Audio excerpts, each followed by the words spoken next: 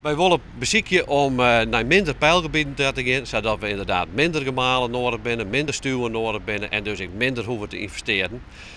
Zonder dat daarbij de functies echt in het geding komen.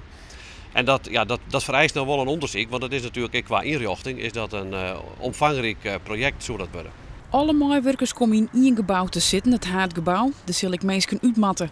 Hoe volle is nou nog net bekend.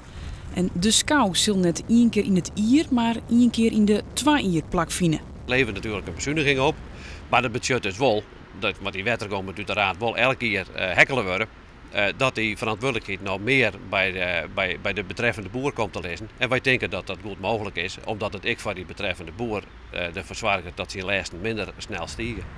Het gaat voor eerst om een proef.